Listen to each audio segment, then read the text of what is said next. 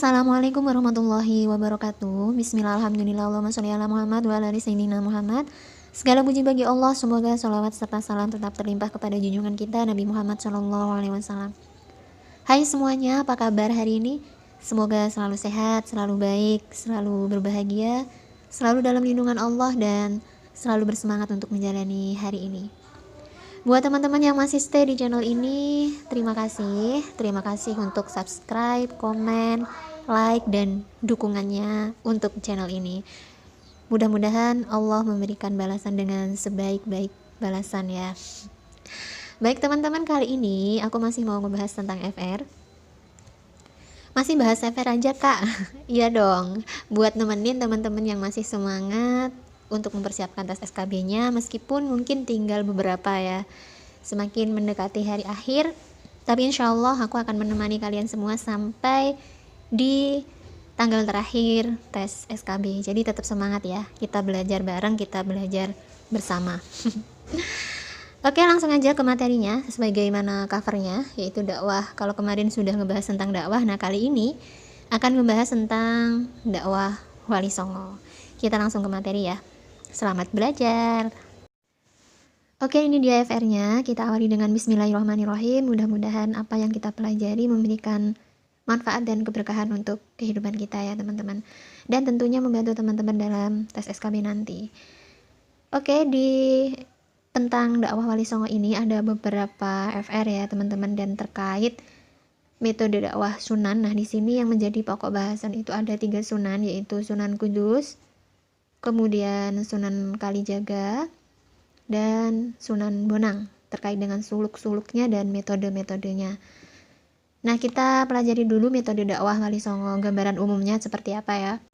Fakta sejarah menunjukkan bahwa kunci gerakan dakwah Wali Songo adalah damai, toleran, dan berpijak pada 2 prinsip, yaitu bil mawizatil hasanah wajadilhum billati hiya ahsan, dan prinsip al-muhafazatu alal kadimi salih wal agzu bil jadidil aslah. Terkait dakwah lengkap dalam nasihat-nasihat yang bijak dan argumen yang kuat, disampaikan secara resmi dan tidak frontal, sambil melestarikan budaya-budaya lokal yang baik dan sudah ada, menyerapnya ke dalam Islam dan mewarnainya dengan ajaran tauhid. Wali Songo memilih cara persuasif untuk menarik masyarakat ke dalam Islam. Mereka mengemas, menampilkan, dan mengembangkan kepribadian Islam dengan cara sangat mengesankan. Di perkembangannya, Wali Songo kemudian memanfaatkan kesenian, adat istiadat, ataupun tradisi yang hidup di masyarakat sebagai media dakwah. Itu sebabnya mereka juga dikenal sebagai pencipta karya-karya seni, semisal tembang Macapat. Sunan Kalijaga mencipta Dendang Gulo yang berarti ajakan kepada optimisme. Sunan Kalijaga mencipta Dendang Gulo yang berarti ajakan kepada optimisme. Sunan Giri membuat Sinom yang berarti cahaya kehidupan, sementara Sunan Gunung Jati menyusun Pucung atau rasa, dan Sunan Bonang menciptakan Durma atau perlambangan nafsu manusia. Penyebaran Islam juga dilakukan dengan memadukan unsur-unsur Hindu, Buddha, atau nilai-nilai lokal yang akrab di masyarakat. Dalam hal ini, seni menjadi sarana dakwah yang cukup efektif untuk Wali Songo. Melalui nyanyian religi,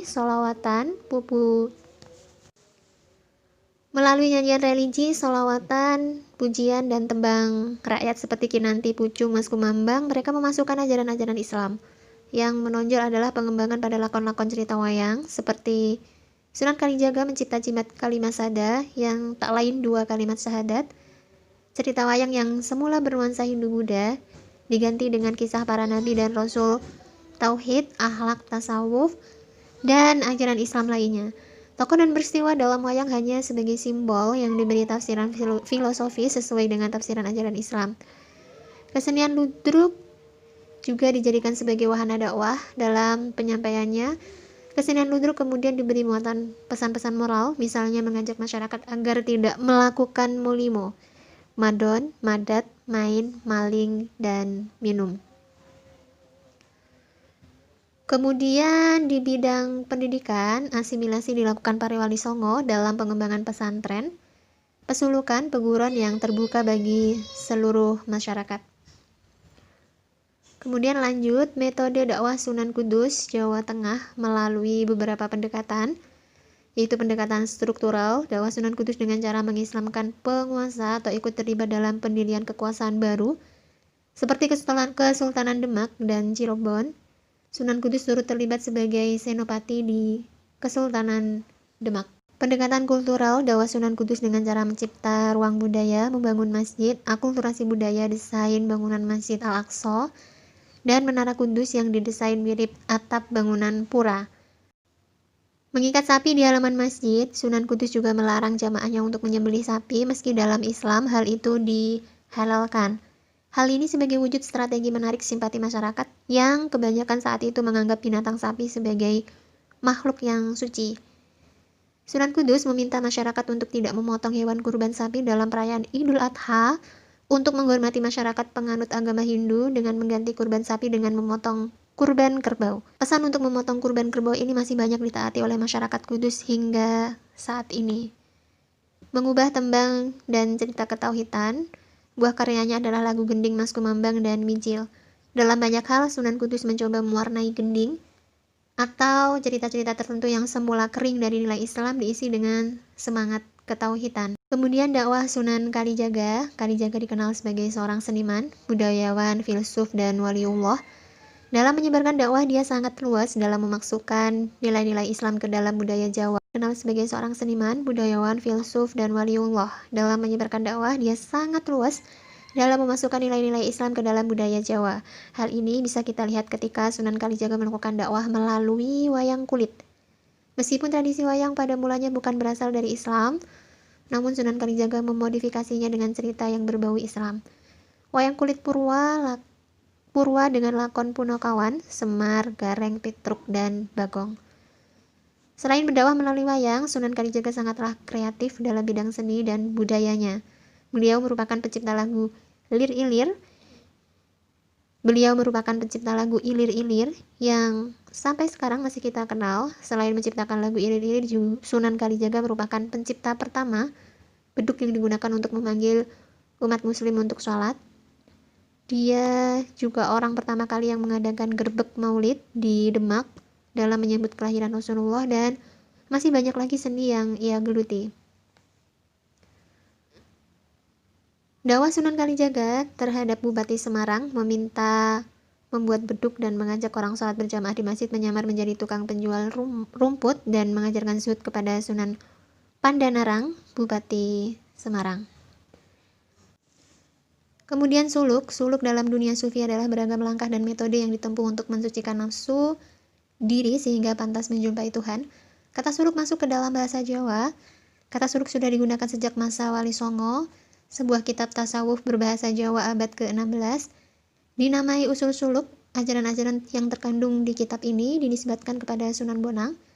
Di dalamnya disebutkan bahwa sumber utama dari kitab ini adalah kitab Ihya Ulumuddin, Imam Al-Ghazali, dan kitab Al-Tamhid fi Bayan Al-Tauhid Abu Syakur Al-Salimi. Setelah itu, kata suluk sangat populer digunakan untuk menyebut sebuah genre kitab khusus yang mengajarkan ilmu ini.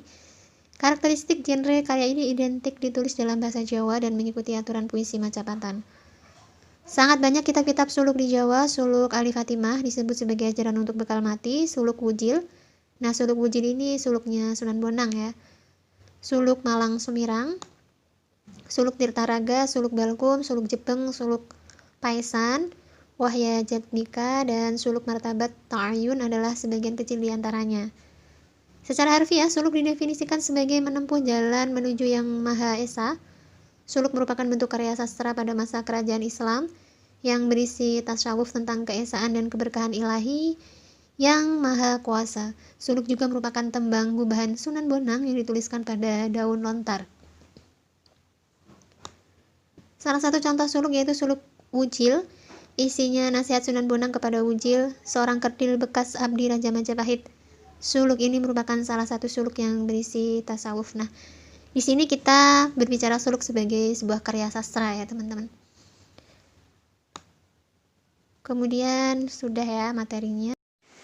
Oke, sekarang kita lihat FR-nya ya. Metode dakwah Sunan Kudus tadi udah. Nah, pendekatan struktural, kemudian pendekatan kultural, Nah, yang terkenal dari Sunan Kudus ini pendekatan kulturalnya ya teman-teman, dimana di sini beliau sangat menghargai adanya toleransi, sampai-sampai beliau melarang masyarakat di Kudus untuk menyembelih sapi sebagai penghormatan kepada penganut agama Hindu pada waktu itu ya.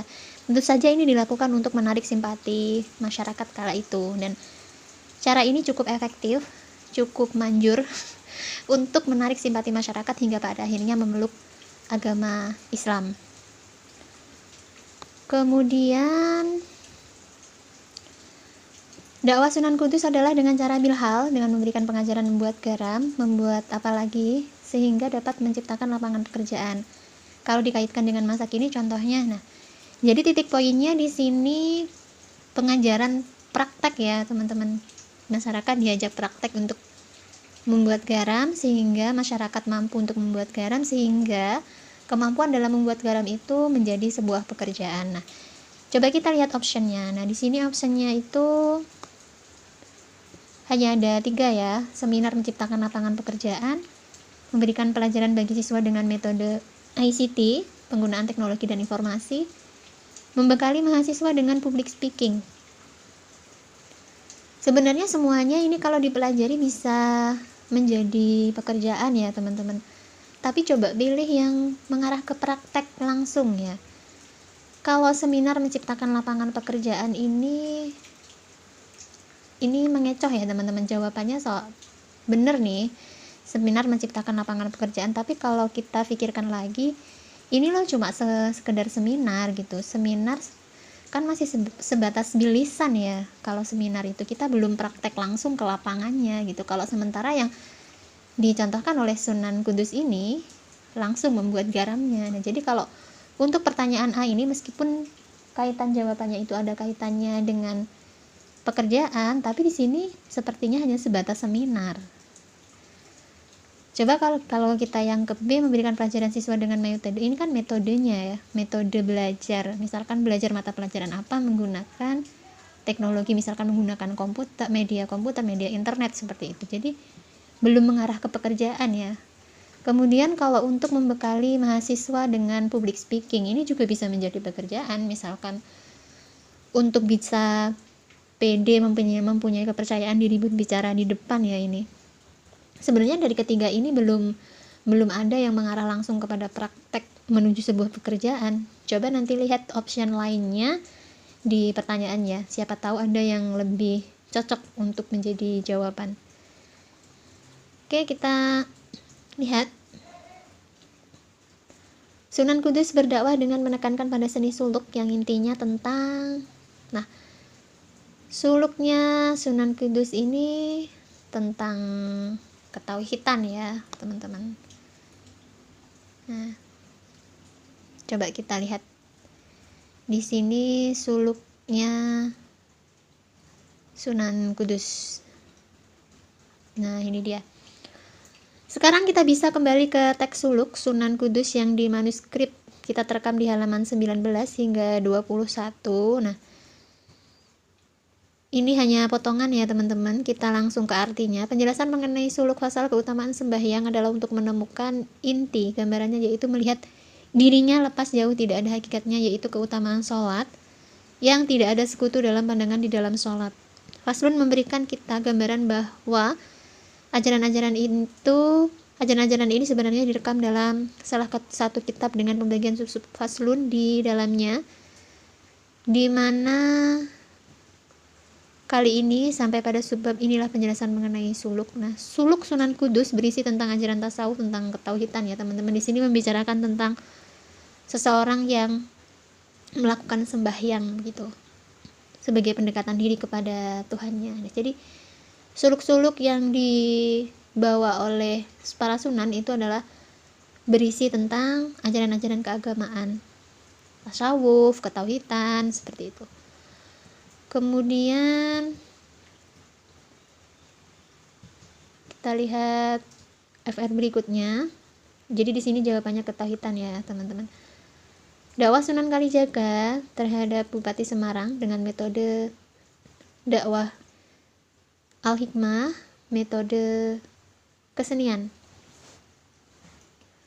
Nah tadi ya Bupati Semarang,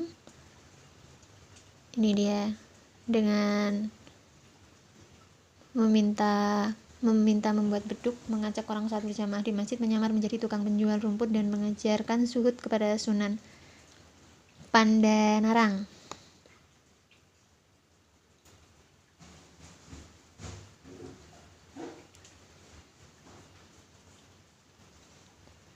Kemudian lanjut. Nah, untuk ketika berdakwah kepada Bupati Semarang, ini bupatinya kenapa di sini katakan metode dakwah al-hikmah? Karena Sunan Kalijaga mengajak bupati ini untuk berdebat, teman-teman. Nah, berdebat, kemudian pada akhirnya bupati ini menerima ajaran sampai bupati ini dikisahkan melepaskan jabatannya untuk bisa menjadi muridnya Sunan Kalijaga. Kemudian Sunan Kalijaga yang mementaskan wayang untuk berdakwah, biasanya beliau menceritakan tentang apa lewat dakwah pementasan wayangnya. Wayang kulit berupa wayang kulit Purwa dengan lakon Punakawan Semar Gareng, Petruk, dan Bagong. Kemudian ada juga wayang kulit yang mengisahkan tentang jimat Kalimasada, itu juga Sunan Kalijaga. Kemudian dakwah al-hikmah Sunan Kalijaga, jika saat ini metodenya diskusi berdialog seperti yang dilakukan pada Bupati Semarang. Oh ya. Kemudian lanjut dakwah Sunan Bonang menggunakan suluk wijil jika diterapkan pada masa sekarang seperti pendidikan agama Islam, tauhid, sastra. Coba kita lihat isi dari suluk wijil itu seperti apa. Suluk wijil karya Bonang Sonang, di antara suluk karya Sunan Bonang yang paling dikenal dan relevan bagi kajian sastra ialah suluk wijil dari segi bahasa dan poetika yang digunakan serta konteks sejarahnya dengan perkembangan awal sastra pesisir. Suluk wijil benar-benar mencerminkan zaman peralihan Hindu ke Islam abad ke-15 dan 16 yang sangat penting dalam sejarah Jawa Timur. Ini teman-teman bisa baca sendiri, terjemahan bebas dan pengulasannya isinya kurang lebih menyebutkan. Nah, ini cuplikannya saja ya teman-teman. Inilah cerita si Wujil berkata pada guru yang diabdinya, Ratu Wahdat. Ratu Wahdat nama gurunya, bersujud ia di telapak kaki Syekh Agung yang tinggal di desa Bonang. Ia minta maaf, ingin tahu hakikat dan seluk-beluk ajaran agama sampai rahasia terdalam. Dalam bait-bait yang telah dikutip dapat kita lihat bahwa pada permulaan suluknya Sayyid Mahdum Ibrahim atau Sunan Bonang menekankan bahwa Tuhan dan manusia itu berbeda. Tetapi karena manusia adalah gambaran Tuhan, maka pengetahuan diri dapat membawa seseorang mengenal Tuhannya. Pengetahuan diri di sini terangkum dalam pertanyaan apa dan siapa sebenarnya manusia itu, bagaimana kedudukannya di atas bumi, dan dari mana ia berasal dan kemana ia pergi setelah mati. Pertama-tama, diri yang dimaksud penulis sufi ialah diri ruhani, bukan diri jasmani, karena ruhlah yang merupakan esensi kehidupan manusia, bukan jasmaninya. Kedua kali, sebagaimana dikemukakan dalam Al-Quran, surat Al-Baqarah, manusia diciptakan oleh Allah sebagai khalifahnya di atas bumi dan sekaligus sebagai hambanya. Itulah hakikat kedudukan manusia di muka bumi. Ketiga, persoalan dari mana berasal dan kemana perginya tersimpul dari ucapan Inna lillahi wa inna ilaihi raji'un, dari Allah kembali ke Allah. Demikianlah sebagai karya bercorak tasawuf, paling awal dalam sastra Jawa, kedudukan suluk wujil dan suluk-suluk Sunan Bonang yang lain sangatlah penting. Sejak awal pengajarannya tentang tasawuf, Sunan Bonang menekankan bahwa konsep fana atau persatuan mistik dalam tasawuf tidak mengisyaratkan kesamaan manusia dengan Tuhan, yaitu yang menyembah dan yang disembah ini, dan seterusnya. Nah, suluk wujil Sunan Bonang berisi tentang ajaran tasawuf, tentang ketauhidan, dikemas dalam bentuk sastra. Jadi kemasannya sastra ya teman-teman, namun untuk isinya itu tetap tentang ketauhidan, tasawuf, semacam itu. Nah ini dia FR tentang Wali Songo. Mudah-mudahan bisa menambah referensi buat teman-teman yang mau ujian ya. Oke, sampai di sini dulu bahasan kita. Insya Allah nanti dilanjut di next video. Buat teman-teman semuanya, selamat dan semangat belajar. Semoga dimudahkan dan mendapatkan hasil yang terbaik. Good luck. Maaf untuk segala keterbatasan. Thanks for watching. Wassalamualaikum warahmatullahi wabarakatuh. Jangan lupa klik tombol subscribe, like, share, dan komen.